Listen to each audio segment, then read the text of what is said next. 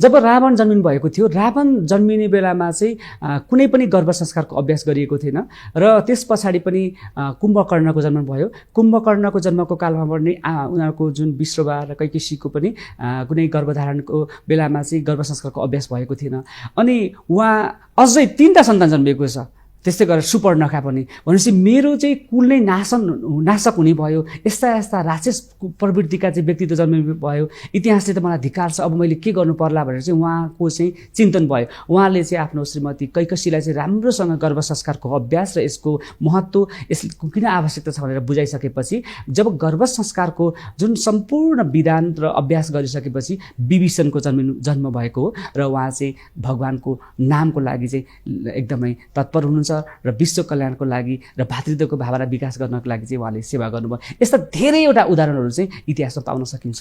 अब हिरण्यकशिपु जस्तो राक्षस जसले चाहिँ भगवानको नामै लिन नरुचाउने व्यक्तित्वको घरमा चाहिँ फेरि भगवानको नामको लागि मर्न तयार हुने प्रहलाद चाहिँ जन्मिनु भएको छ, भक्तराज प्रहलाद। उहाँ चाहिँ भगवान विष्णुको नामको लागि मर्न तयार, अनि बुवा चाहिँ छन् नामको भगवान पायो भने मारिदिन्छु भन्ने तयार। भनेपछि त्यस्तो किसिमको एउटा विपरीत परिस्थितिमा पनि कसरी चाहिँ शिशु प्रहलाद जन्मियो थियो भन्दाखेरि उहाँको चाहिँ आमा कैयादुले चाहिँ गर्भ संस्कार चाहिँ नारद ऋषिमुनिको आश्रममा गर्नुभएको थियो। भनेपछि जेनेटिकली आएको जति पनि अवगुणहरू छ, चाहे रोगको होस्, कोही आमा बुबाहरूमा चाहिँ लामो समयदेखि डायबिटिजदेखि लिएर ब्लड प्रेसर, मुटुको ठुलो एउटा घातक रोगहरू परिवारमा छ भने पनि आमाले गर्भधानको समयमा, गर्भकालीन अवधिको समयमा चाहिँ गरिएको आचार विचार व्यवहारको अभ्यासले गर्दाखेरि इपिजेनेटिक्सको सिद्धान्तले बताएअनुसार चाहिँ जुन डिएनएबाट हुन सक्ने एक्सप्रेसनहरूलाई चाहिँ त्यहीँनिर नै रोकिएर एउटा दिव्य शिशु र एउटा राम्रो संस्कार र सबल बच्चा चाहिँ जन्मनको लागि पनि गर्न सकिन्छ भने साइन्सले पनि बताएको छ। वेद नै सबै कुराको सृष्टि हो। विज्ञान त धेरै पछि आयो, वेद पछाडि धेरै पछि विज्ञान त धेरै कान्छो भयो, वेद नै अगाडि हो र जीवन र जगत वेदमा मात्रै छ भन्छन्। यहाँले यो परामर्श दिइरहनु भएको छ, संस्थामा काम गरिरहनु भएको छ, होइन, काउन्सिलिङ गरिरहनु भएको छ, के लाग्छ यहाँलाई? वेद अगाडि अथवा विज्ञान अगाडि भने यस्तो छ, वेदबाट नै धेरै विज्ञानका सिद्धान्तहरू प्रतिपादन हुँदै आइरहेका छन्। त्यसैले अहिले धेरै वैज्ञानिकहरू यो विभिन्न सनातन संस्कृतिको शास्त्रहरूको खोजनीति गर्दैछन्। त्यसैले वेद नै सबै विज्ञानको चाहिँ सारभूत तत्त्व जस्तो लाग्छ मलाई। त्यसैले वेद भनेको त सबै ज्ञानको पनि एउटा माता अथवा ज्ञानको पनि ज्ञान जस्तो लाग्छ, ज्ञानको भण्डार जस्तो लाग्छ मलाई चाहिँ। हामीलाई सन्तान चाहिँ कृष्ण चाहिएको छ, बुद्ध चाहिएको छ, राम्रो चाहिएको छ। आमा बुबालाई चाहिँ देवकी जस्तो बन्नुपर्छ भन्ने ज्ञानै छैन, वसुदेव जस्तो त्यागी बन्नुपर्छ भन्ने ज्ञान। घरको वातावरण देवकी वसुदेव जस्तो व्यक्तित्व पहिला बन्नु पर्यो, पहिला व्यक्तित्व आफू बन्नु पर्यो। आफूलाई कस्तो चाहिएको छ सन्तान, पहिला आफूमा चाहिँ त्यो गुण विकास गर्नु पर्यो। त्यस पछाडि चाहिँ हामीले सन्तानको चाहिँ अपेक्षा गर्नु पर्यो। सन्तान चाहिँ अपेक्षा गर्ने तर आफ्नो चाहिँ अभ्यास चाहिँ गलत छ भने त्यो चाहिँ हाम्रो एउटा कोरा कल्पना हुन्छ। गर्भ संस्कार चाहिँ खालि आमालाई मात्रै गर्ने हो कि जस्तो पनि लाग्छ। त्यसमा चाहिँ पिताको ठुलो भूमिका हुने गर्दछ। के भनिन्छ भने शिशु चाहिँ आमाको कोखमा हुर्किन्छ, बुबाको चाहिँ मस्तिष्कमा हुर्किन्छ। यहाँ नेपालमा गर्भ भइरहेको छ, कुनै उसको पिता चाहिँ विदेशमा छ, विदेशमा बसेर सोचेको विचार पनि त्यो गर्भमा चाहिँ प्रभाव पर्छ। हाम्रो सनातन संस्कृतिले के भनेको छ भने गर्भाधान गर्ने जुन टाइम छ त्यो टाइम पनि दिएको छ र त्यो बेलामा चाहिँ गर्ने मन्त्र पनि दिएको छ। त्यो मन्त्र प्रार्थना गरेर चाहिँ गर्भधानको प्रोसेसमा गयो भने दिव्य शिशु चाहिँ आकर्षित हुन्छ, दिव्य आत्मा चाहिँ आकर्षित हुन्छ भनेर चाहिँ बताइएको छ। यो त नेपालमा त चिन्तनै छैन भनेपछि त पालनै गरेको छैन देखिन्छ नि। तर हाम्रो सनातन संस्कृतिले चाहिँ यसलाई चाहिँ महत्त्वको साथ संस्कारभित्र पारिदिएको छ। त्यो संस्कार चाहिँ कस्तो भने एउटा गौण रूपमा रहेको छ, त्यसको चाहिँ अभ्यास छैन। खालि गर्ने संस्कारको के छ भन्दाखेरि जन्मेपछि न्वारान गर्ने नामाकरण संस्कार छ, अनि बिहे गर्ने संस्कार छ। बिचमा चाहिँ अहिले भनौँ न यो व्रतबन्धको संस्कार पनि छोरा मान्छेको छ। अहिले त अब छोरी मान्छेको नि गुनेचोली भन्ने संस्कार एउटा फेसन जस्तो भइरहेको छ। अब भनौँ न आमाले चाहिँ पाइन्ट टी सर्ट लगाएर चाहिँ छोरीलाई चाहिँ गुनेचोलो दिइरहेको संस्कार छ। बुवाको काँधमा जनै हुँदैन, छोरालाई चाहिँ व्रतबन्धको लागि चाहिँ अघि सारेको छ भनेपछि त्यो अभ्यासको चिन्तन त्यो छैन। खालि मरेपछि गर्ने जुन अन्त्येष्टि संस्कार छ भनेपछि यो संस्कारको चाहिँ कता कता हराएर त्यो मिसिङ हुँदाखेरि समाज चाहिँ अपभ्रमित भएर यो किसिमको चाहिँ विपरीत परिस्थिति पनि भएको जस्तो मलाई लाग्छ। एउटा राक्षसी प्रवृत्तिको नराम्रो समाजमा कोलाहल गर्ने, झगडै गरिरहने, होइन, कसैको अस्तित्व स्वीकार नगर्ने अहिलेका दलका नेताहरू जस्तो क्या, एकले अर्काको अस्तित्व स्वीकार गर्दैन। त्यस्तै अस्तित्व स्वीकार नगर्ने यदि आत्मा त्यहाँभित्र गयो भने त्यसलाई राम्रो आत्मा बनाउन सकिन्छ। आदरणीय दर्शकबिन, नमस्कार, म केदारनाथ कोइराला। कार्यक्रम शब्दार्थमा संस्कार, संस्कृति, शिक्षा, राजनीति र समाजका विविध विषयमा हामी विवेचना गर्छौँ। आज हामी फरक प्रसङ्गमा विवेचना गर्दैछौँ। सनातन हिन्दू धर्मका 16वटा संस्कार छन्। ऋषिमुनिहरूले योभन्दा अगाडि 25वटा संस्कार पनि माने, त्यसभन्दा अगाडि 40वटा संस्कार पनि माने। अहिले हामीले 16वटा संस्कार मान्दै आएका छौँ। ती संस्कारमध्ये हामीले गर्भ संस्कार र अन्त्येष्टि संस्कार आजसम्म मनाउँदै आएका छौँ र गर्दै आएका छौँ। तर कति भाँति पुर्याएर गरेका छौँ, कति भाँति पुर्याएर गरेका छैनौँ। भाँति पुर्याएर गरिएन भने त्यसले राम्रो फल दिन सक्दैन। त्यसैले हिन्दू धर्मका जुन सनातन हिन्दू धर्मका 16वटा संस्कार छन्, तीमध्ये आज हामी गर्भ संस्कारका विषयमा कुरा गर्नेछौँ, विवेचना गर्नेछौँ।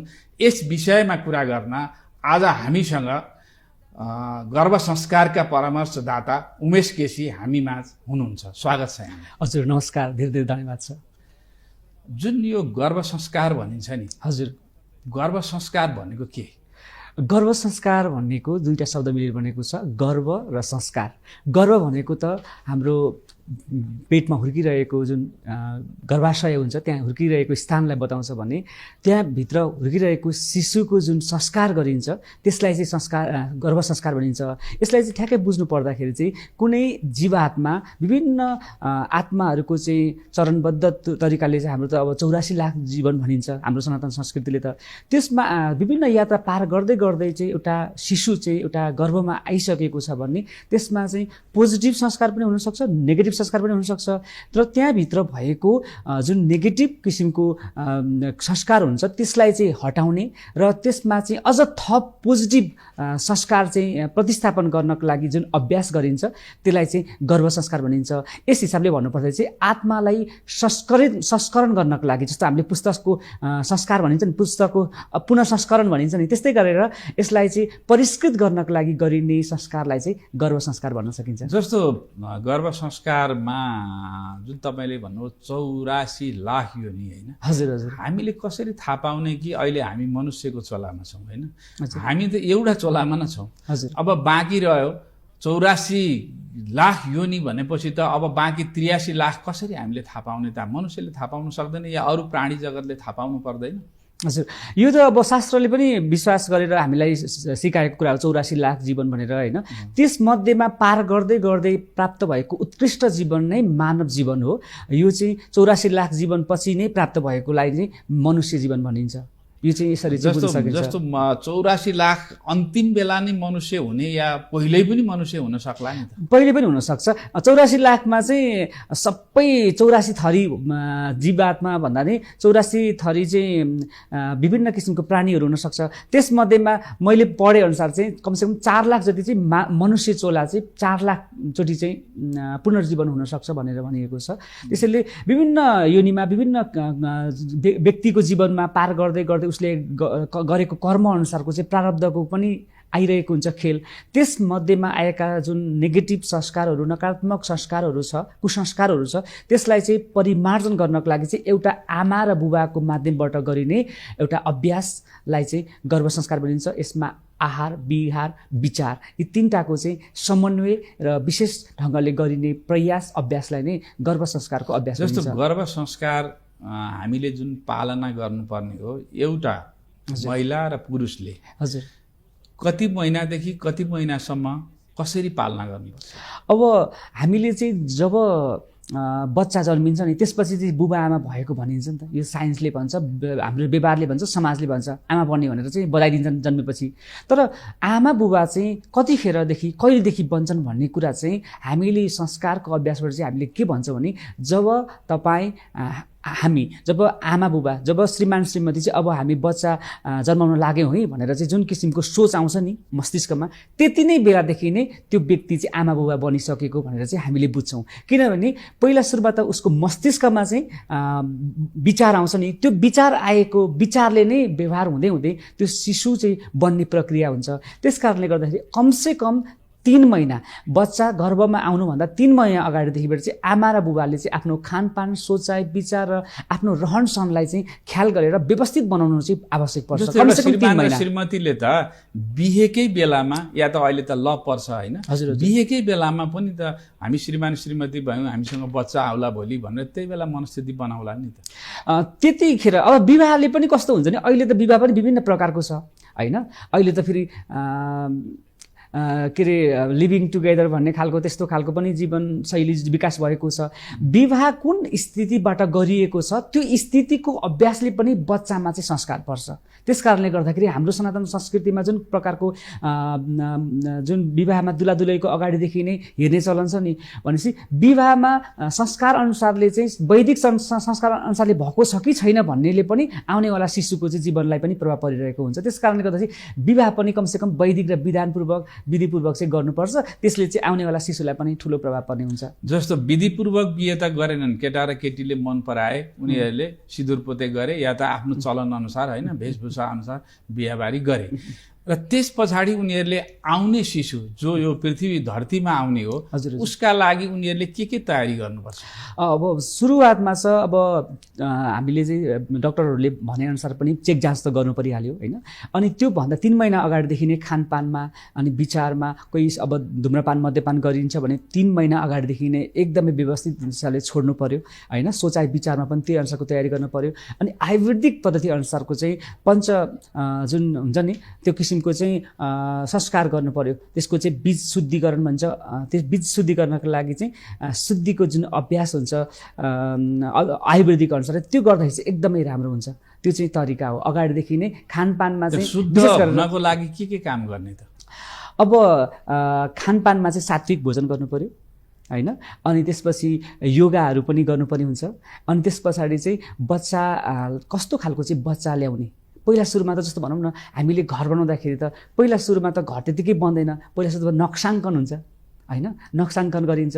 त्यो हामीले चाहिँ के सिकाउँछ भने तपाईँले कस्तो बच्चा चाहनुहुन्छ, तपाईँले त्यो बच्चा किन ल्याउन चाहनुहुन्छ भनेपछि बच्चामा के गुण आवश्यक पर्छ, कस्तो व्यक्तित्व तपाईँलाई चाहियो भनेपछि जस्तो कुनै महान दार्शनिक जस्तो चाहिएको छ, विवेकानन्दको गुणहरू चाहिएको छ, अहिलेको जुन टप लेभलको लिडर नरेन्द्र मोदी जस्तो राजनीतिज्ञ होस् होइन, अल्बर्ट आइन्स्टाइन जस्तो वैज्ञानिक होस्, अथवा त्यस्तै किसिमको चाहिँ अब्राहम लिङ्कन जस्तो क्षमतावान व्यक्तित्व होस् भन्यो भने हाम्रो चाहिँ एउटा ड्रिम चार्ट बनाउनलाई सहयोग गर्छौँ हामी। ड्रिम चाइल्डको लागि हाम्रो कस्तो खालको शिशुको लागि भने चाहिँ ड्रिम चार्ट बनाउने। ड्रिम चार्टमा चाहिँ कुन गुणहरू चाहिँ आवश्यक पर्छ भने चाहिँ लेख्ने। अब कोही व्यक्ति छ भने त्यो व्यक्तिको पनि फोटोसहित राख्ने। अहिले त कस्तो हुन्छ शिशु जन्मिनलाई चाहिँ अब तयारी भयो, गर्भवती भयो भने एउटा राम्रो फोटो चाहिँ घरमा ल्याएर टाँस्नु, त्यो राम्रो हुन्छ। त्यस्तै खालको बच्चा जन्मिन्छ भनिन्छ। तर त्यो फोटोमा मात्रै आएर त भएन नि त, त्यो भित्रको गुण पनि आउन सक्नु पर्यो। त्यस कारणले गर्दाखेरि त्यो एक दिव्य व्यक्तित्व दिव्य बच्चा ल्याउनको लागि चाहिँ त्यस्ता कृष्ण लगायत यस्ता महान व्यक्तित्वहरूको चाहिँ फोटोसहित लेखेर अनि भित्तामा टाँस्ने। अनि त्यसलाई चाहिँ आफूले बढीभन्दा बढी चाहिँ श्रीमान श्रीमतीले चाहिँ हेर्ने। कमसेकम 3 महिना अगाडिदेखि यो प्रयास र अभ्यास गर्दै अनि शारीरिक शुद्धि मानसिक शुद्धि गर्नको लागि चाहिँ योग ध्यान प्राणायामको अभ्यास गर्यो। खानपानमा महापुरुषहरूको वीर पुरुषहरूको होइन समाजका आध्यात्मिक जीवन बिताएका व्यक्तिहरूको फोटो टाँस्ने, उनीहरूको अनुसरण किन गर्ने?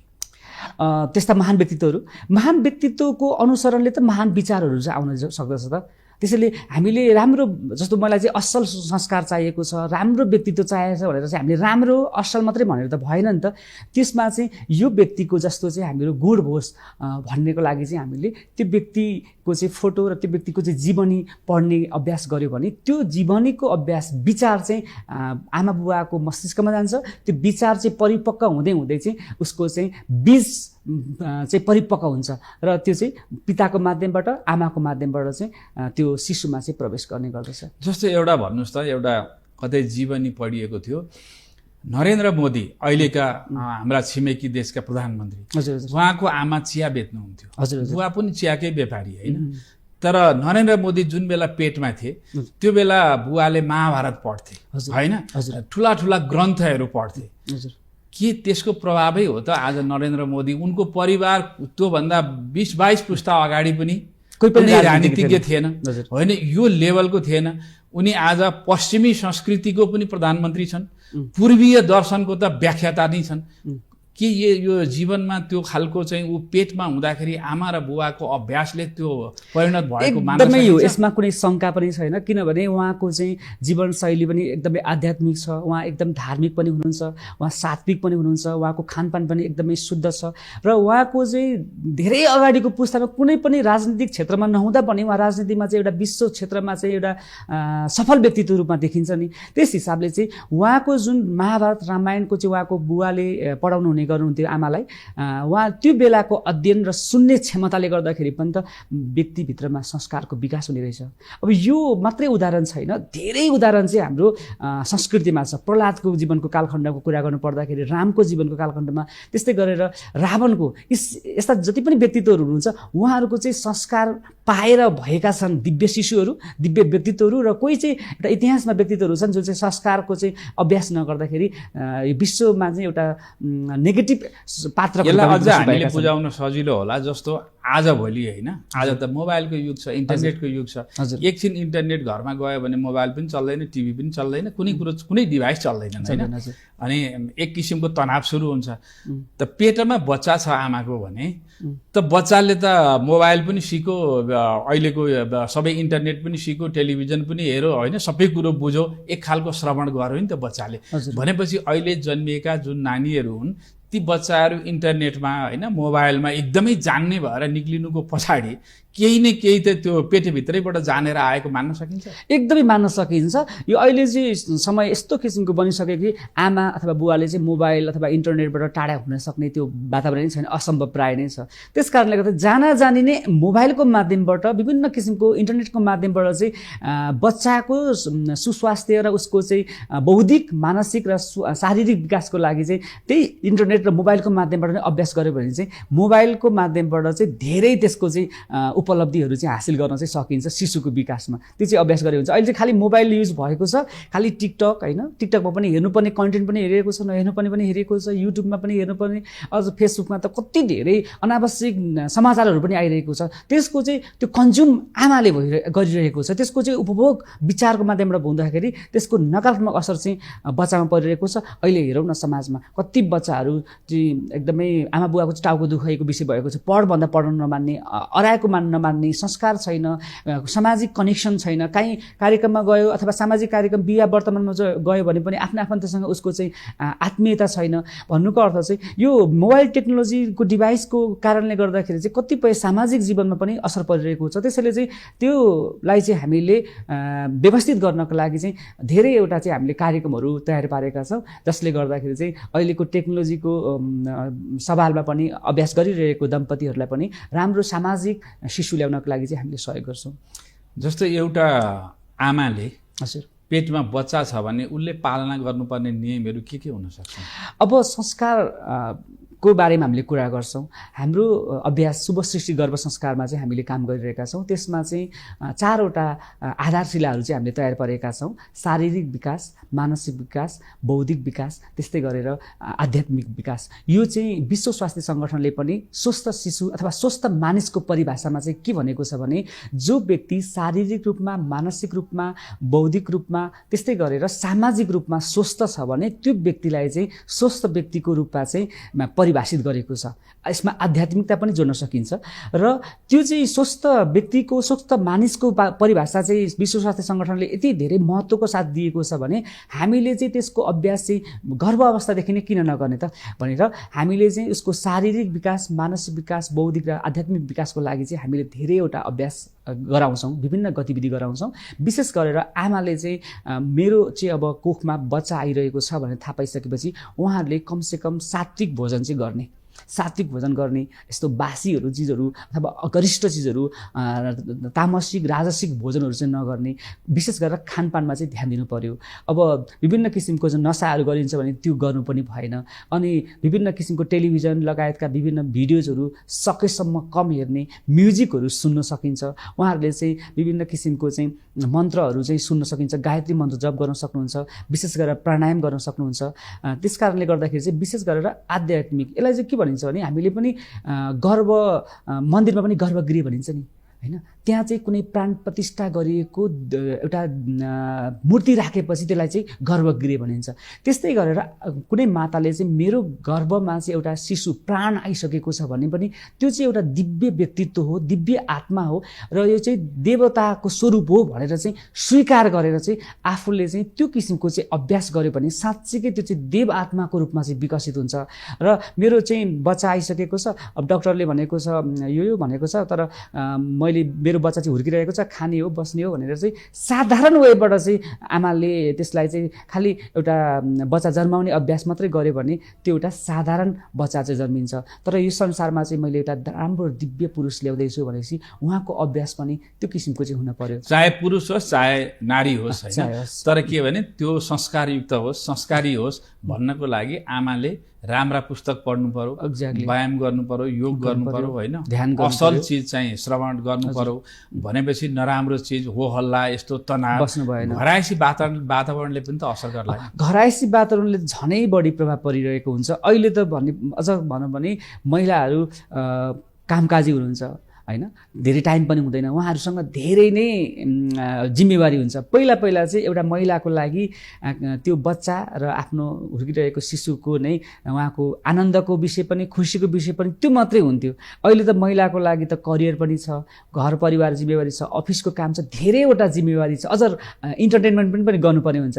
त्यस कारणले गर्दाखेरि अहिले हामीले जुन किसिमको गर्भ संस्कारको अभ्यास गरिरहेका छौँ त्यसको लागि चाहिँ सबैलाई व्यवस्थापन गरेर पनि आमा चाहिँ स्वस्थ रूपमा शिशु ल्याउनको लागि खुसी अनि तनावरहित वातावरण बनाउनलाई चाहिँ हामीले अभ्यास गर्छौँ। त्यसमा चाहिँ विशेष गरेर सबैभन्दा बढी भूमिका चाहिँ श्रीमानको हुने गर्दछ। अब एउटा कुरो भन्नुहोस् त, जस्तो हामीले धर्मशास्त्रहरू पढ्छौँ होइन, ब्रह्मकुलमा जन्मिए रावण होइन, त्यही ब्रह्मकुलमा जन्मिए विभीषण पनि।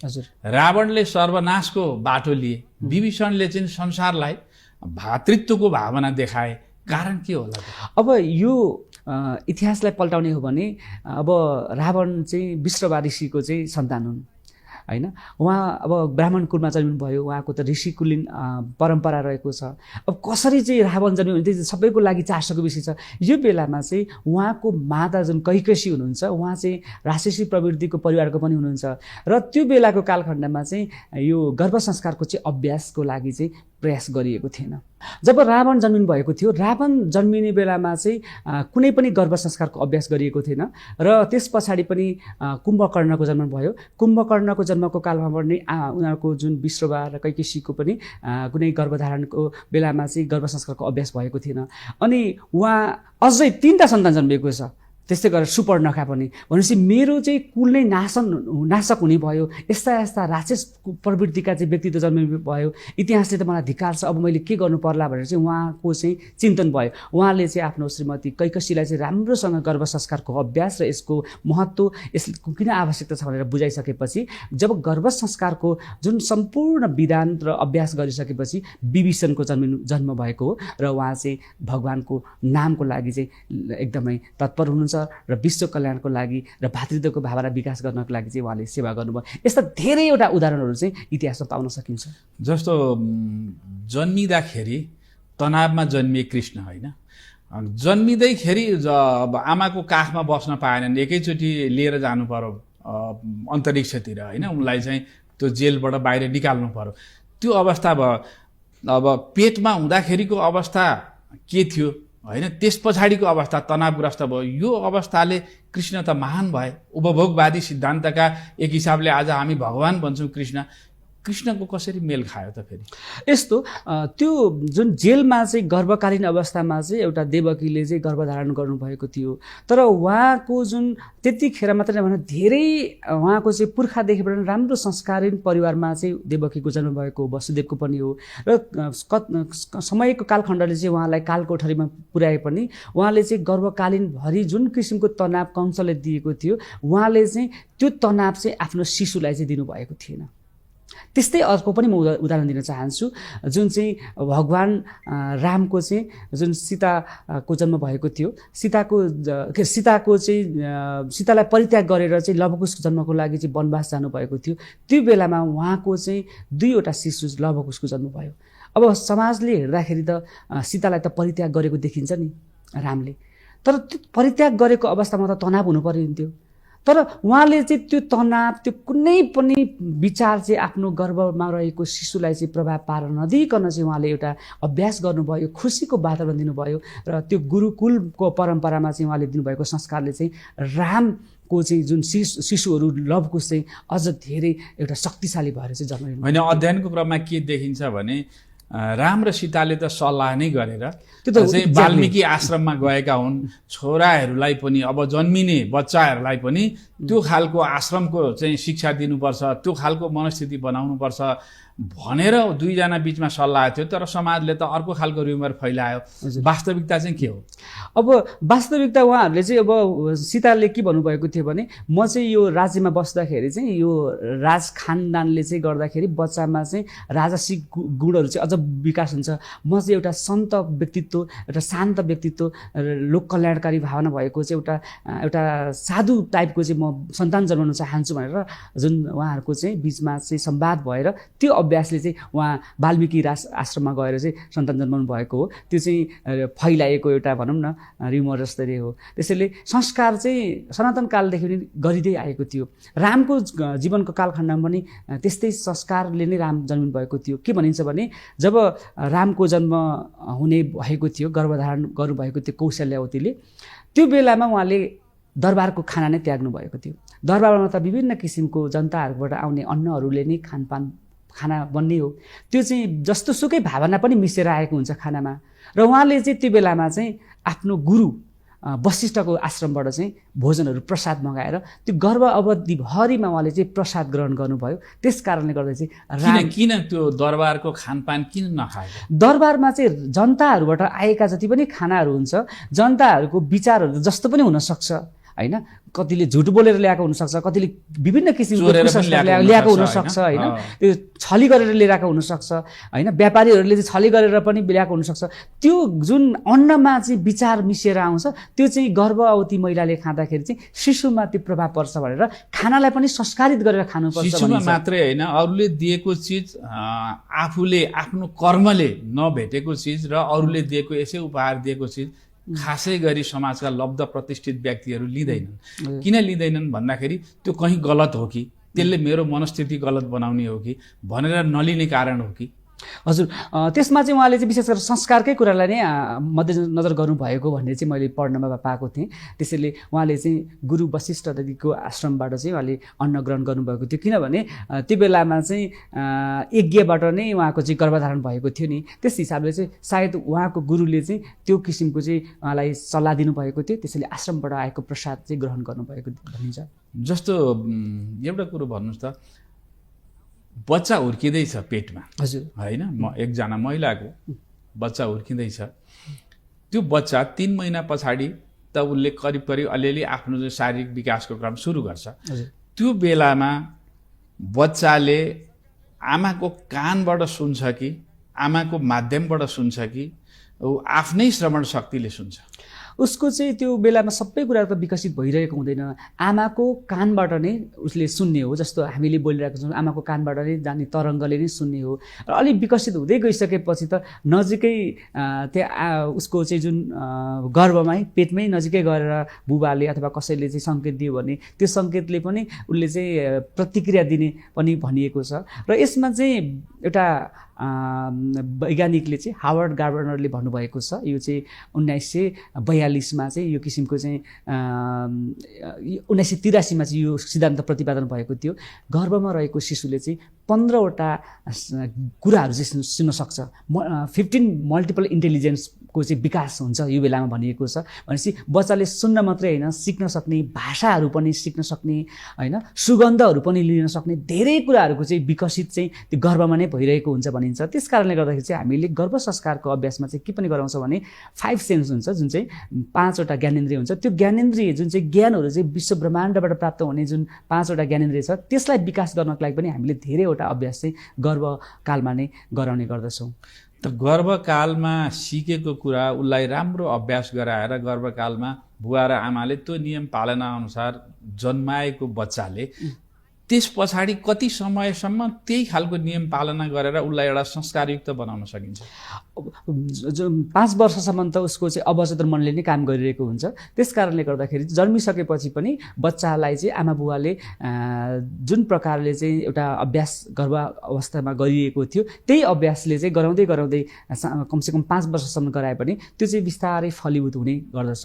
जस्तो भनौँ न, हामी पनि यसो विचार गरौँ न, गर्भमा रहेको बच्चा चाहिँ जन्मिसकेपछि कुनै व्याकरणै नसिकाइकन कसरी नेपाली भाषा सिक्न सक्छ, हैन? अब त्यस्तै गरेर नेवारी कल्चरमा जन्मिएको छ, नेवारी भाषामा जन्मिएको शिशु छ भने उसले कति सजिलै नेवारी भाषा सिक्छ। अब हामी नेपाली परिवेशमा जन्मिएका छौँ, हामीलाई इङ्ग्लिस सिक्न कति गाह्रो हुन्छ, कति टाइम लाग्छ, हैन? चाइनिज सिक्न कति टाइम लाग्छ भनेपछि त्यो सिकाइ त भाषागत हिसाबले पनि गर्भमा नै भइरहेका हुँदो रहेछ नि। त्यस कारणले गर्दाखेरि चाहिँ यो चाहिँ बच्चाको लागि चाहिँ कमसेकम गर्भ संस्कार चाहिँ हामीले गर्भ अवधिमा गरिरहेका हुन्छौँ भने शिशु संस्कारको लागि चाहिँ कमसेकम जन्मिसकेपछि पनि गर्नुपर्ने हुन्छ। र यसमा चाहिँ विज्ञानले धेरै कुराहरू चाहिँ यसको चाहिँ अनुसन्धान गरेर पत्ता लगाइसकेको छ। इपिजेनेटिक्स थ्योरीको रूपमा चाहिँ यसलाई प्रतिपादन पनि गरेको छ। अघि मैले कुरा अलिकति उठाएको थिएँ, जुन प्रहलादको जीवनको कालखण्ड। अब रावण चाहिँ एउटा ऋषि परम्परा भएको विश्रवा ऋषिको आश्रममा जन्मिएको व्यक्ति राक्षस भयो।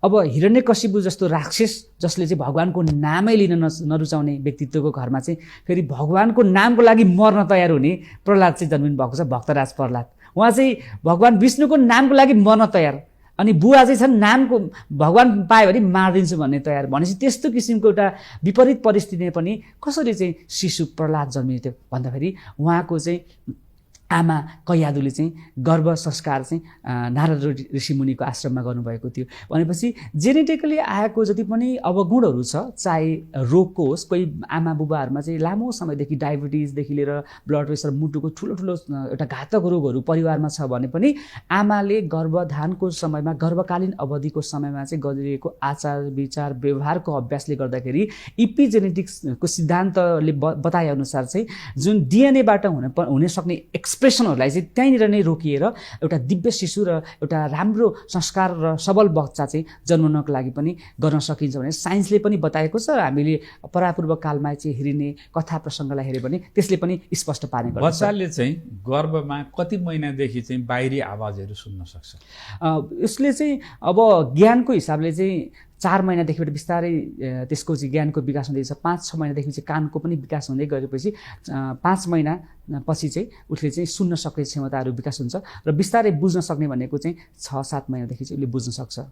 जस्तो आयुर्वेद अनुसार चाहिँ गर्भधारण गरिसकेपछि के नियमहरू पालना गर्नुपर्छ आमा र बुवाले? आयुर्वेदिक अनुसार चाहिँ 2टा चाहिँ संस्कार छ। एउटा पुंसवर्ण संस्कार भनिन्छ, एउटा सीमन्तनयन संस्कार भनिन्छ। पुंसवर्ण संस्कार चाहिँ कमसेकम 3 महिना अवधि भएपछि चाहिँ गरिन्छ। त्यसले चाहिँ बच्चामा भएको जुन हुर्किँदै गरेको शिशुलाई चाहिँ सबल बनाउनका लागि विभिन्न किसिमको आयुर्वेदिक औषधिहरू हुन्छ। त्यो आयुर्वेदिक औषधि चाहिँ एउटा बनाएर, एउटा झोल जस्तो बनाएर सुँगाइन्छ। त्यो सुँग्नेको जुन अर्थ छ, विभिन्न किसिमको आयुर्वेदिकमा चाहिँ जस्तो एउटा गुर्जो हुन्छ, त्यस्तै गरेर बर, पिपल। अब गुर्जो आफैमा एउटा यस्तो किसिमको रोगसँग लड्ने सक्ने क्षमता छ।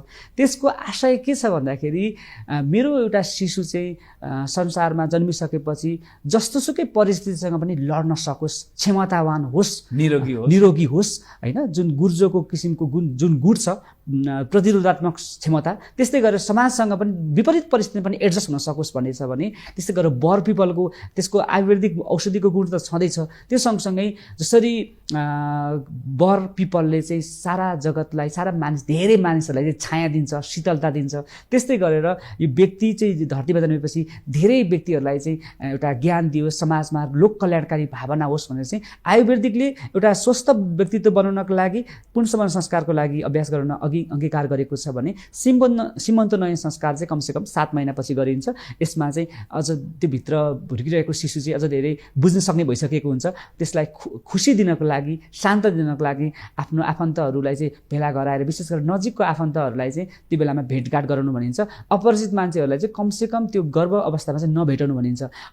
जो चाहिँ जन्मिसकेपछि धेरै लामो समयसम्म त्यो व्यक्तिहरू त्यो परिवारमा घुलमिल हुने व्यक्तिलाई मात्रै त्यो गर्भकालमा चाहिँ भेटघाट गराउने, अनि त्यस पछाडि चाहिँ एकदमै बन्डिङ राम्रो हुने गर्दछ। जस्तो सीमन्त नयन संस्कारले चाहिँ त्यो सीमन्त नयन गर्नुको पछाडि चाहिँ बच्चालाई असल कुरा सिकाउने होइन, र बच्चाको एक हिसाबले भित्र मानसिक रूपमा र शारीरिक रूपमा विकास भइसकेको हुन्छ, बाहिरी आवाज सुन्न थालेको हुन्छ भनेपछि असल पुस्तकहरू पढ्ने होइन, धर्मग्रन्थहरू पढ्ने, राम्रा म्युजिकहरू सुन्ने, मन्त्रहरू सुन्ने, यो कामको लागि पनि त्यो सुरुवात गरेको हो। सीमन्त नयन संस्कार चाहिँ त्यो चाहिँ अलिक ढिला भइसकेको हुन्छ, किनभने 7 महिना भनेको चाहिँ त्यो बेलामा स्वागतको लागि है। अब तिमी यो धरतीमा आउँदैछौ, तिम्रो हात खुट्टा नङ सबै कुराहरू चाहिँ विकास भइसकेको छ, तिमीलाई चाहिँ हाम्रो परिवारमा चाहिँ स्वागत गर्दैछौ भनेर चाहिँ आफ्नो आफन्त मिलेर चाहिँ त्यो आमालाई चाहिँ श्रृङ्गार गरेर, अझ श्रीमानले नै श्रृङ्गार गराइदिनुपर्छ भनिएको छ। अनि फलफुलहरू दिएर, अनि त्यो गोद भराइ पनि भनिन्छ एउटा हिन्दीमा चाहिँ। अनि हरेक परिवारका सदस्यहरूले चाहिँ आमालाई चाहिँ उपहार दिने, त्यो उपहार दिनु भनेको चाहिँ त्यो भित्रको शिशुलाई उपहार दिनु हो, स्वागत गर्नु हो। त्यस कारणले गर्दा चाहिँ बढीभन्दा बढी खुसीको माहौल एउटा सृजना गर्नको लागि चाहिँ गरिएको सीमन्त नयन संस्कार हो, जुन चाहिँ अहिले चाहिँ बेबी सावरको रूपमा चाहिँ यसलाई बढी जस्तो प्रयोग गरिन्छ। खास गरेर चाहिँ बढीभन्दा बढी खुसी र स्वागत र सत्कार गर्नको लागि चाहिँ यो गरिएको चाहिँ एउटा राम्रो सनातन संस्कार। जस्तो बच्चा गर्भमा छ, आमाको खानपानले पार्ने असर चाहिँ के कुरामा पर्न सक्छ? अब विशेष गरेर पिरोहरू होइन, यस्तो चिजहरू चाहिँ खान दिनु हुँदैन भनिन्छ। अनि त्यसपछि अमिलो चिजहरू, धेरै अमिलो चिजहरू खान नदिने, गरिष्ठ चिजहरू, तारेको चिजहरू बढी नदिने, विशेष गरेर बाहिरको जुन अहिले जङ्क फुडहरू भनिन्छ होइन, त्यस्तो अहिले त्यस्तो चिजहरू यहाँ एउटा कुरो भन्नुहोस् त, हाम्रो आयुर्वेदले या सनातन हिन्दू धर्मले, वैदिक ऋषिमुनिहरूले एक हिसाबले यो हाम्रो 16वटा संस्कारभित्रका कुरा ल्याए भने अहिलेको एलोप्याथिक, अहिलेको चिकित्सा पद्धति पनि छ नि त, यसले पनि केही कुराहरू निषेध गर्छ। यसरी तपाईँहरू स्वस्थ रहनु भन्छ। हामी कतिको मिलाउँछौँ नङ र मासुको सम्बन्ध छ छैन अहिलेको चिकित्सा पद्धति र आयुर्वेद या हाम्रो सनातन हिन्दू धर्मको पद्धति? यो अहिलेको जुन एलोप्याथीको कुरा गर्नुभयो, हाम्रो चाहिँ जुन कर्म संस्कारको हाम्रो संस्थाले गर्छ, यसमा चाहिँ डाइटिसियन, त्यस्तै गरेर योगा टिचर, त्यस्तै गरेर जुन स्त्रीरोग विशेषज्ञ गाइनोकोलोजिस्ट लगायतको टिमहरूले चाहिँ हामी सहकार्य गरेर नै गर्ने। यसमा चाहिँ विज्ञानको कुरालाई चाहिँ छोड्ने र आयुर्वेदिकलाई चाहिँ अङ्गीकार गर्ने मात्रै छैन, दुइटैलाई वेद र विज्ञानलाई समावेश गरेर चाहिँ हामीले अगाडि बढाउँछौँ। र यसमा चाहिँ हामीले कतिपय खानेकुराहरूमा चाहिँ 3 महिना पछाडि चाहिँ हामीले कमसेकम पञ्चामृत चाहिँ सेवन गराउन सहयोग गराउँछौँ कि। अनि पञ्चामृत त हाम्रो अभ्यास नै छँदैछ, हाम्रो सनातन संस्कृति त्यो अवधि त अझ विशेष गरेर गर्भधारणभन्दा नै अगाडिदेखि नै पञ्चामृतको चाहिँ अभ्यास गराउनु भनिन्छ कि आमा बुवाले नै। यो चाहिँ अमृतपानको विकास जुन खाने अभ्यासले पनि त्यो भित्र शिशुहरूको चाहिँ एकदम सबल स्वस्थ बनाउनको लागि चाहिँ सहयोग गरिन्छ। बढीभन्दा बढी यो गर्भ अवस्थामा चाहिँ हामीले एउटा परोपकारी कामको लागि, जस्तो एउटा के भन्छन् भने विद्वानहरू, हजुर, वेदमा नै जीवन र जगत छ होइन, वेद नै सबै कुराको सृष्टि हो। विज्ञान त धेरै पछि आयो, वेद पछाडि धेरै पछि, विज्ञान त धेरै कान्छो भयो, वेद नै अगाडि हो र जीवन र जगत वेदमा मात्रै छ भन्छन्। यहाँले यो परामर्श दिइरहनु भएको छ, संस्थामा काम गरिरहनु भएको छ होइन, काउन्सिलिङ गरिरहनु भएको छ, के लाग्छ यहाँलाई? वेद अगाडि अथवा विज्ञान अगाडि भने यस्तो छ, वेदबाट नै धेरै विज्ञानका सिद्धान्तहरू प्रतिपादन हुँदै आइरहेका छन्। त्यसैले अहिले धेरै वैज्ञानिकहरू यो विभिन्न सनातन संस्कृतिको शास्त्रहरूको खोजनीति गर्दैछन्। त्यसैले वेद नै सबै विज्ञानको चाहिँ सारभूत तत्त्व जस्तो लाग्छ मलाई। त्यसैले वेद भनेको त सबै ज्ञानको पनि एउटा माता अथवा ज्ञानको पनि ज्ञान जस्तो लाग्छ, ज्ञानको भण्डार जस्तो लाग्छ मलाई चाहिँ। जस्तो हामीले अहिले जुन किसिमले संस्कार अपनाइरहेका छौँ, हाम्रो अहिले एकदम छिटो छ होइन, हामीलाई दौडिनु छ, भाग दौडमा हिँड्नु छ, हाम्रो एकदमै छिटो छिटो सबै कुरा, बाली लगाउँदा पनि छिटो उत्पादन हुने, सबै कुरो छिटो गर्नु छ। तर हामीले त्यो संस्कार पुरा गर्न सकेनौँ होइन, आमा र बुवाले नि आफ्नो बच्चा बच्चीको लागि भने त्यो अवस्थामा हामीले कल्पना गरेको सनातन हिन्दू धर्म र यो गर्भ संस्कारले जुन कल्पना गरे अनुसारको शिशु बनाउन सकिन्छ?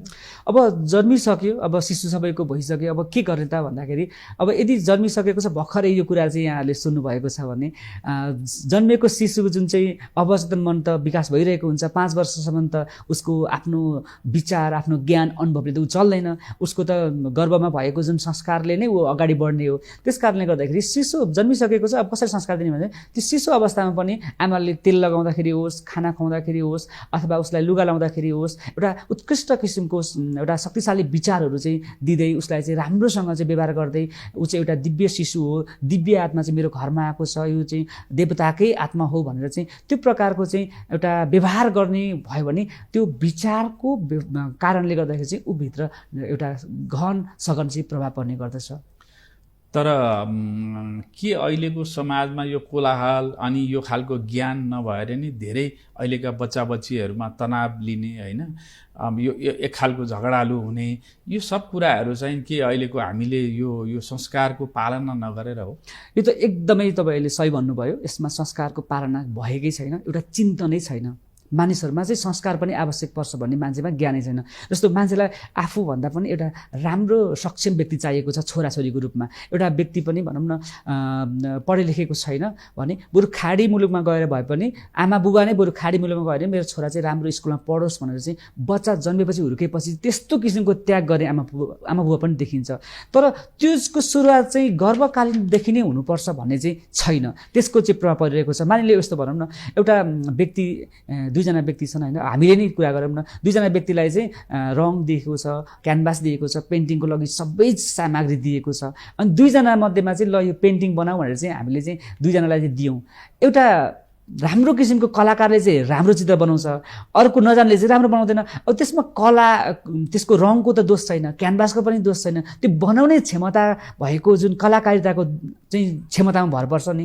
त्यस्तै नै त्यो व्यक्ति चाहिँ धरतीमा आउनको लागि चाहिँ आमा बुबा कस्तो छ, किनभने अब शिशु चाहिँ राम्रो संस्कारीले चाहिएको छ, बाबामा चाहिँ आदत चाहिँ एकदमै नराम्रो छ, बेविचारी छ, खानपानमा कुलतमा फसिरहेको छ, विभिन्न किसिमको चाहिँ अनावश्यक असामाजिक गतिविधिमा चाहिँ इन्भल्भ छ, र हामीलाई चाहिँ चाहिएको छ राम्रो सन्तान भनेपछि त्यो चाहिँ एउटा कोरा कल्पना मात्रै हुने गर्दछ। त्यस कारणले गर्दाखेरि चाहिँ यदि राम्रो संस्कारिलो शिशु चाहिन्छ भने पहिला सुरुमा आफू संस्कारिलो त हुन आवश्यक पर्छ। जस्तो बुद्धको जीवन कालखण्डमा पनि बुद्ध जन्मिनु पछाडि धेरै अगाडि संस्कार चाहिँ भएको थियो कि, त्यो बेलामा ठुलो महामारी थियो अरे, अनि त्यो बेलामा चाहिँ उसको आमाले चाहिँ धेरै महामारी रोगीहरूलाई चाहिँ खानेकुराहरू चाहिँ उहाँले चाहिँ दान गर्नुभएको थियो। भनेपछि त्यो बच्चा जन्मिनको लागि चाहिँ आमा बुबा चाहिँ पहिला स्वस्थ अथवा मानसिक रूपमा चाहिँ एकदमै संस्कारिलो हुनु परेको छ। अब हेरौँ न, म स्कुलतिर अहिले अब माघमा जुन कृष्ण अष्टमी भनौँ न, अब माघमा त बच्चा भर्ना हुन्छन्, कृष्ण अष्टमीमा स्कुलको प्रत्येक बच्चाहरूलाई चाहिँ कृष्ण र राधा बनाएर पठाइरहेको हुन्छन्। भनेपछि हामीलाई सन्तान चाहिँ कृष्ण चाहिएको छ, बुद्ध चाहिएको छ, राम्रो चाहिएको छ। आमा बुबालाई चाहिँ देवकी जस्तो बन्नुपर्छ भन्ने ज्ञानै छैन, वसुदेव जस्तो त्यागी बन्नुपर्छ भन्ने ज्ञान। घरको वातावरण देवकी वसुदेव जस्तो व्यक्तित्व पहिला बन्नु पर्यो, पहिला व्यक्तित्व आफू बन्नु पर्यो। आफूलाई कस्तो चाहिएको छ सन्तान, पहिला आफूमा चाहिँ त्यो गुण विकास गर्नु पर्यो। त्यस पछाडि चाहिँ हामीले सन्तानको चाहिँ अपेक्षा गर्नु पर्यो। सन्तान चाहिँ अपेक्षा गर्ने तर आफ्नो चाहिँ अभ्यास चाहिँ गलत छ भने त्यो चाहिँ हाम्रो एउटा कोरा कल्पना हुन्छ, यो चाहिँ असम्भव प्राय। जस्तो यो सङ्गीतले होइन, पुस्तक पढ्नेले, म्युजिक थेरापीले कतिको असर गर्छ? धेरै नै असर पर्छ। यो चाहिँ हामीले पनि कहिलेकाहीँ हामी तनाव भएको बेलामा राम्रो खालको म्युजिक सुन्यो भने कति खुसी लाग्छ होइन। अब दृश्यपानले पनि हुने गर्दछ।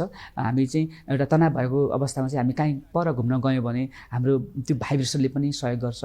त्यसैले यो हाम्रो चाहिँ गर्भ संस्कारमा चाहिँ प्रत्येक महिनाको विशेषमा चाहिँ फरक फरक रागहरू चाहिँ हामीले सुनाउँछौँ। यमन राग भन्ने हुन्छ, अनि भैरवी राग भन्ने हुन्छ। यस्ता धेरै रागहरू चाहिँ प्रत्येक महिना हुने गर्दछ, हरेक महिना फरक फरक राग हुने गर्दछ। अनि हामी चाहिँ गर्भ संवाद पनि गराउँछौँ। गर्भ संवाद चाहिँ आमाले चाहिँ शिशुको पेट गर्भमा हातमा राखेर चाहिँ उसलाई चाहिँ राम्रो राम्रो संस्कारका उच्च कोटिका शब्दहरू संस्कार दिने।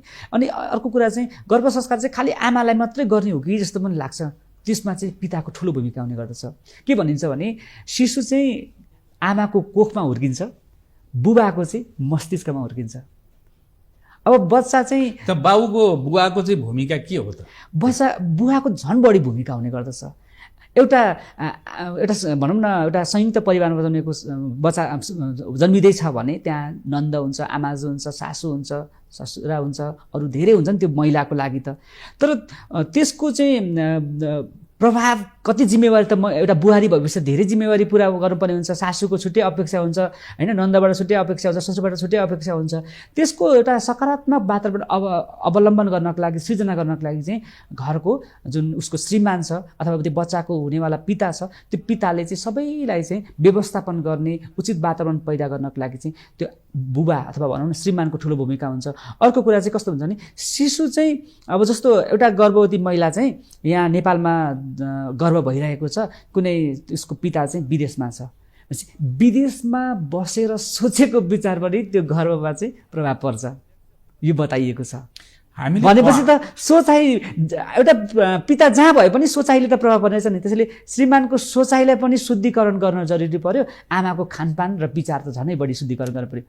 हामीले जस्तो महाभारत पढ्दा के देख्छौँ भने चक्रव्यूहमा हजुर आमाले सुनिरहेकी थिइन्, आमा निधाएकी थिइनन् होइन, अभिमन्यु थिए गर्भमा। हजुर चक्रव्यूहमा पस्ने कुरा त थाहा पाए, हजुर हजुर, त्यहाँबाट निस्कने कुरा थाहा पाएनन् भनेर भनिन्छ। के यो सत्य हो? एकदमै सत्य हो। त्यो बेलामा चाहिँ होइन अर्जुनले चक्रव्यूह भेदनको चाहिँ विषयमा गुड रहस्य कुरा सुनाइरहनु भएको थियो। सुनाउँदा सुनाउँदा सुनाउँदा अन्तिममा चाहिँ उहाँ निधाउनु भयो होइन, निधाइसकेपछि होइन, सुभद्रा निधाउनु भयो। निधाइसकेपछि उहाँले चाहिँ राम्रोसँग त्यो ज्ञानको चाहिँ पुरा सिक्न पाउनु भएन, बुझ्न पाउनु भएन। त्यसैले चाहिँ उहाँ चक्रव्यूहमा फस्नु भयो, निक्लिँदै चाहिँ उहाँले ज्ञान प्राप्त गर्नु भएन। त्यसैले चाहिँ अभिमन्युको चाहिँ वध भयो। भनेपछि बाहिरी वातावरणको जति पनि कोलाहल आवाज छ, राम्रो होस् नराम्रो, यदि नराम्रो छ भने बच्चाले नराम्रो कुरा ज्ञान लिने भयो, यदि राम्रो छ भने राम्रो। जस्तो आमा निधाइसकेपछि बच्चाले केही थाहा पाएन, तर अभिमन्युलाई लास्टमा यदि सुभद्रा ननिधाएको भए त अभिमन्युले सबै कुरा थाहा पाउँथे, सबै कुरा थाहा पाउँथे। उनले चक्रव्यूह भेदन गर्न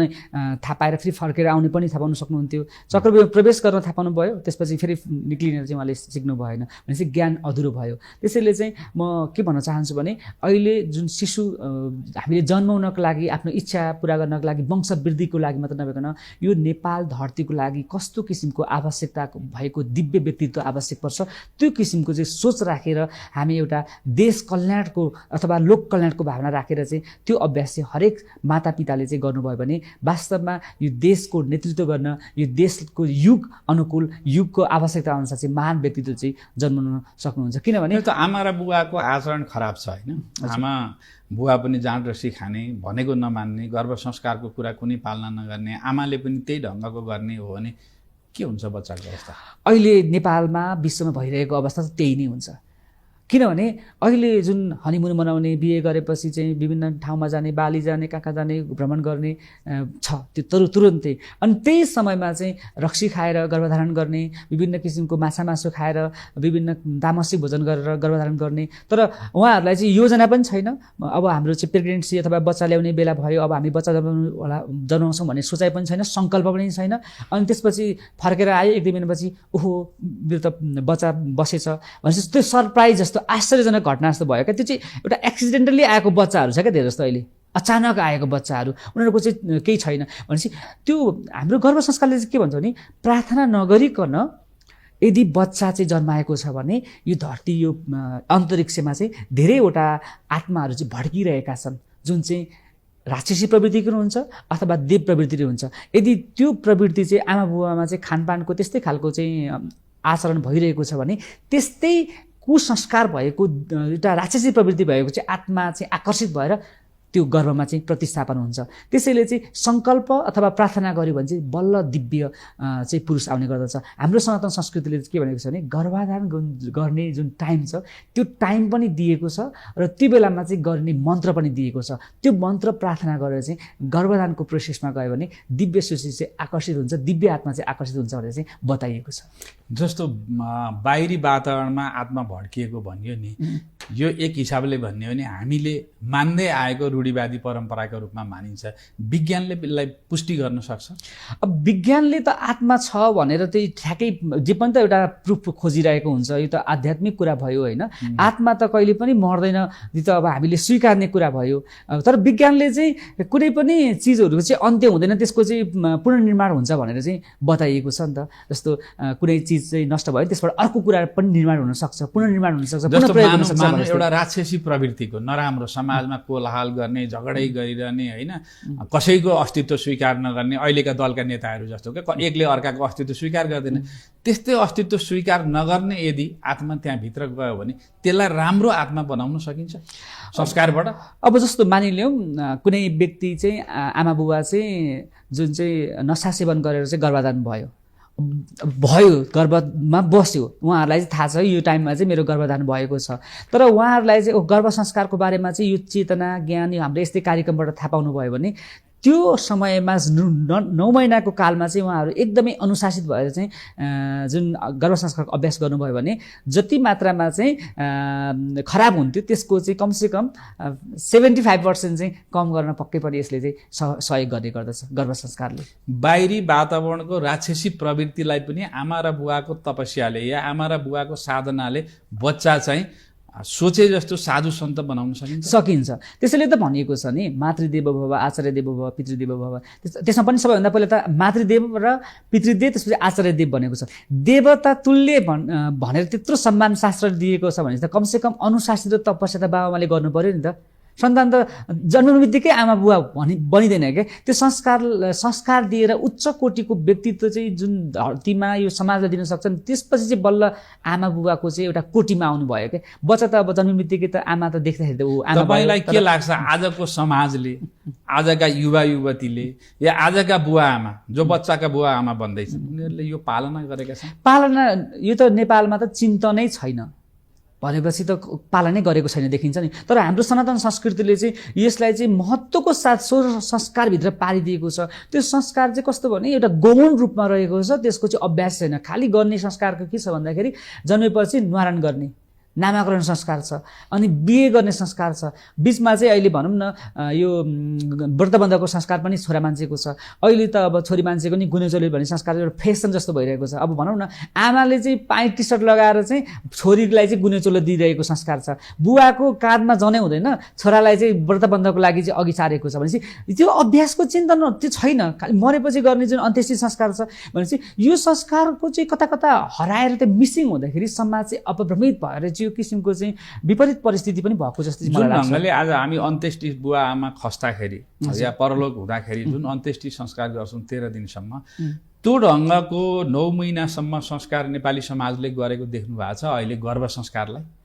गर्भ संस्कारलाई नेपालमा चाहिँ मैले त्यस्तो देखेको छैन। अब हामीले चाहिँ त्यहाँ मिसिङ भइरहेको छ, बिचमा चाहिँ ग्यापिङ भइरहेको छ भने त्यसको लागि चाहिँ अब नयाँ पुस्ता निर्माण गर्नको लागि चाहिँ हामीले चाहिँ अगाडि कोही न कोही अगाडि बढ्न पर्छ भनेर चाहिँ हामीले शुभ सृष्टि गर्भ संस्कार भन्ने एउटा संस्था हामीले स्थापना गरेका छौँ। त्यसमा चाहिँ अहिले मोबाइल एप्स पनि बनाएका छौँ। अहिले जुन टेक्नोलोजी फ्रेन्डली छ त्यसमा चाहिँ नेपाल मात्र नभएर विश्वको जुनसुकै कुनामा रहेर पनि हरेक दम्पतिले चाहिँ आफ्नो शिशुलाई चाहिँ सुसंस्कृत बनाएर शारीरिक रूपमा, मानसिक रूपमा, बौद्धिक रूपमा र जुन चाहिँ आध्यात्मिक रूपमा जुन चाहिँ विश्व स्वास्थ्य सङ्गठनले चाहिँ खोजेको स्वस्थ व्यक्तिको जुन विकास चाहिँ हामीले एउटा मोबाइल एप्सको माध्यमबाट उहाँहरूलाई चाहिँ कमसेकम 1-1.5 घन्टाको चाहिँ अभ्यास हुन्छ। त्यो अभ्यास चाहिँ हरेक दिन कमसेकम 1-1.5 घन्टा दिँदाखेरि नै त्यो संस्कार चाहिँ पुरा गर्नको लागि चाहिँ सहयोग पुग्छ। आज हामीले विश्व संसारमा नेपाल लगायत विश्व संसारका जति पनि बौद्धिक होइन प्रतिभावान मान्छेहरू जो चाहिँ दूरदर्शी जन्मिए ती व्यक्तिहरू के गर्भ संस्कार गरेरै जन्मेका हुन् त? हामी त्यो विश्वास गर्न सक्छौँ? एकदमै। अब आध्यात्मिक हिसाबले शास्त्रीयमा त धेरैवटा उदाहरणहरू मैले प्रस्तुत गरिसकेको छु।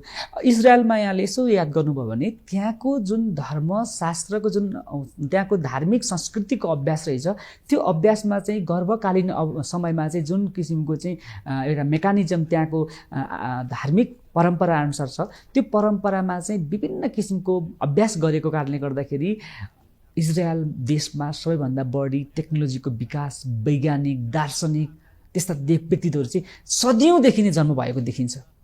त्यस्तै गरेर हाम्रो नेपाल लगायत भारतहरूमा चाहिँ कस्ता कस्ता ऋषि महर्षि पनि जन्मिनु भएको देखिन्छ। त्यस्तै गरेर नेपोलियन बोनापार्टको पनि, नेपोलियन बोनापार्टले त्यस्तो युद्धकला कहाँ सिक्नु भयो त? उहाँले गर्भ अवस्थामा नै आमा र बुबा चाहिँ युद्धमा जानुपर्ने अवस्था थियो अनि गर्भकालीनमा चाहिँ जुन प्रकारको सजगता युद्ध कलाहरू चाहिँ आमाले चाहिँ देशको लागि जुन सङ्कल्प गर्नुभएको थियो त्यो गर्भमा कालीनमा नै युद्ध कला सिकेको भएर नेपोलियन बोनापार्ट जस्तो संसारको एउटा सबैभन्दा एउटा महारथी जन्मनु भएको थियो। त्यस्तै गरेर धेरैवटा चाहिँ उदाहरणहरू चाहिँ भेट्न सकिन्छ। एउटा उदाहरण म तपाईँलाई दिन चाहन्छु, एकदम इन्ट्रेस्टिङ छ। एउटा महिलाले चाहिँ उसको सन्तान जन्मिएको थियो, त्यसको चाहिँ यस्तो निधारमा चाहिँ जे र डी लेखेको चाहिँ अक्षर चाहिँ बनेको रहेछ। अनि त्यो फेरि आँखामा पनि आँखाको नानीमा पनि त्यो रहेछ भनेर चाहिँ अमेरिकाको एउटा चर्चित न्युज च्यानलमा अथवा पत्रिकामा चाहिँ आएको भनेर चाहिँ मैले पढेको थिएँ। अनि त्यहाँका जुन साइन्टिस्टहरू सबले चाहिँ त्यो रिसर्च गर्दाखेरि चाहिँ कसरी आयो, जेडी चाहिँ के भयो, कसले लेख्यो भनेर पत्ता लगाउँदा खोज्दै गर्दाखेरि त्यो महिलाले चाहिँ जोन डिक्सन भन्ने एउटा विद्वान हुनुहुन्थ्यो, उहाँबाट निकै नै प्रभावित हुनुहुन्थ्यो अरे। उहाँले चाहिँ उहाँको मात्रै पुस्तक पढ्ने, उहाँको जीवनीहरू चाहिँ एकदमै प्रभावित हुने, जीवनी पढ्ने, उहाँको जीवनबाट निकै नै प्रभावित भएको कारणले गर्दाखेरि चाहिँ उहाँले कपीको टप लेभलमा जहिले पनि जेडी लेख्ने अनि मेरो सन्तान भयो भने यस्तै होस्, यस्तै किसिमको गुण भएको होस् भनेर चाहिँ उहाँले त्यो किसिमको परिकल्पना गर्नुहुन्थ्यो। अनि त्यो विचार भावना चाहिँ ठ्याक्कै त्यो अक्षरकै बनेर चाहिँ आएको भनेर चाहिँ भनिन्छ। भनेपछि त्यो विज्ञानले पनि बताएको कुरा हो, कमसेकम आमाको सोच विचारले चाहिँ निकै नै प्रभावित हुने गर्दछ। अझ अर्को कुरा म ठ्याक्कै जोड्छु, शिशु जुन भित्र हुर्किरहेको बेला त एउटा जलकै जलाशयभित्र नै बसिरहेको हुन्छ, पानीको फोकातिर नै बसिरहेको हुन्छ, विकास भइरहेको हुन्छ। एउटा जापानी वैज्ञानिक इमोटो मासुरो भन्ने वैज्ञानिकले चाहिँ पानीको विषयमा धेरै लामो समयसम्म अध्ययन गर्नुभएको थियो।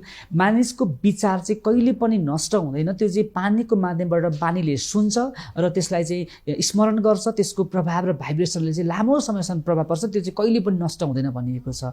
त्यसै कारणले गर्दाखेरि शिशु चाहिँ जुन पानीको जलभित्र नै हुर्किरहेको हुन्छ भने आमाले सोचेको विचार चाहिँ जलमा निकै नै प्रभावित भइरहेको हुन्छ र त्यो चाहिँ बिस्तारै बिस्तारै बच्चाको अवचेतन मनमा चाहिँ स्थापित हुन्छ र जीवनकालभरि नै अमिट रूपमा चाहिँ रहन्छ भनिएको छ। त्यस कारणले गर्दा चाहिँ गर्भकालमा सोचाइ, विचार, आहार विहारले चाहिँ निकै नै प्रभाव पार्ने गर्दछ। त्यसैले होला हामीले पितृहरूलाई जुन तर्पण दिन्छौँ नि, पानीकै माध्यमबाट पितृहरूले पाउँछन् है, तिल जौ कुशबाट त्यो चाहिँ पितृहरूले पाउँछन् भनेपछि त काहीँ न काहीँ हामी आध्यात्मिक रूपमा हाम्रो पूर्वीय दर्शन र विज्ञानसँग तादात्म्य देखिन्छ।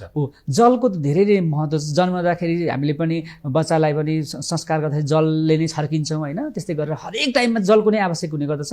त्यसैले विचार गरिएको कुराहरू चाहिँ नष्ट हुँदैन, थट्स बिकेम थिङ्स भन्छ। तपाईँ एउटा भन्नुहोस् त, जस्तो साइन अफ नेचर होइन, सिग्नेचरको पनि केही कुराहरू भन्नुहुन्छ, खास सिग्नेचरबाट के देखिन्छ? हजुर, सिग्नेचर भनेको साइन अफ नेचर हो, व्यक्तिभित्रको नेचर को सङ्केत नै सिग्नेचर हो। शब्दलाई विन्यास गर्दाखेरि पनि यदि गर्भ अवस्थामा पनि महिलाले सिग्नेचर चाहिँ प्र्याक्टिस गर्नुभएको छ, उहाँको गलत सिग्नेचर छ भने त्यो प्र्याक्टिसले पनि त्यो महिलाको विचारमा चाहिँ प्रभावित पार्ने गर्दछ। यसले चाहिँ शिशुलाई चाहिँ राम्रो बनाउनको लागि आमाको राम्रो गुणहरू, प्रकृतिहरूलाई चाहिँ त्यसमा चाहिँ स्थापित गर्नलाई पनि सहयोग गर्छ। सिग्नेचर भनेको चाहिँ व्यक्तिभित्रको प्रकृतिको अध्ययन गर्ने विषय हो। यसलाई चाहिँ ग्राफोलोजी पनि भनिन्छ पाश्चात्य क्षेत्रमा। हाम्रो सनातन संस्कृतिमा चाहिँ यसलाई समग्रमा तपाईँले अन्तिममा भन्नुहोस् त, अहिलेको पुस्ताले हजुर गर्भ संस्कार गर्न किन आवश्यक छ?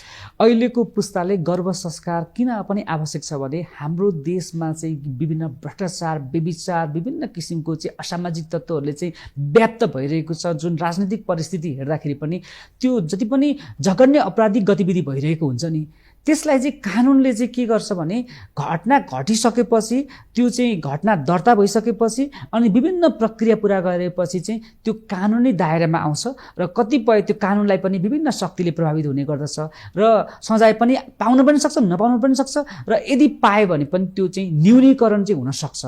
तर यदि समाजमा हत्या, हिंसा, आतंक, चोरी, डकैती, व्यभिचारीहरूलाई चाहिँ अन्त्य गर्ने हो भने गर्भ संस्कार एउटा यस्तो किसिमको टेक्निक हो। यो टेक्निकले गर्दाखेरि चाहिँ यो गर्भकालीन 9 महिना अवधिमा गरिएको अभ्यासले चाहिँ 90 वर्षसम्म सिक्न सक्ने ज्ञानहरू चाहिँ बच्चालाई सिकाउन सकिन्छ र बच्चा शिशुको चाहिँ पहिलो विश्वविद्यालय भनेको चाहिँ शिशुको जुन गर्भकाल आमाको कोख हो। यो कोख चाहिँ शिशुको विश्वविद्यालय, यो विश्वविद्यालयमा चाहिँ ठानेर एउटा राम्रो आमा चाहिँ त्यो शिशुको चाहिँ एउटा प्राध्यापक बनेर चाहिँ एउटा संवेदनशीलपूर्वक चाहिँ ज्ञान दिनुभयो भने यो ज्ञानले चाहिँ नेपाल जस्तो देश, हाम्रो देशलाई चाहिँ एउटा राम्रो सुरम्य र फेरि दिव्य यो स्वर्गीय वातावरण बनाउनको लागि चाहिँ देवात्माहरूको चाहिँ धरतीमा अवतरण गराउन सकिन्छ। कार्यक्रममा सहभागी हुनु यहाँलाई धेरै धेरै धन्यवाद। हजुरले पनि मेरो विचारलाई धेरै समाजमा प्रस्तुत गर्न लागि अवसर दिनुभयो। तपाईँ लगायत यो माउन्टेन टेलिभिजनलाई धेरै धेरै धन्यवाद। आज हामीले सनातन हिन्दू धर्मका 16वटा संस्कारमध्ये गर्भ संस्कारका विषयमा विभिन्न दृष्टिकोणबाट विवेचना गऱ्यौँ। माउन्टेन टेलिभिजन हेर्दै गर्नुहोला। कार्यक्रम शब्दार्थबाट म लगायत मेरो टिमलाई बिदा दिनुहोस्। नमस्कार।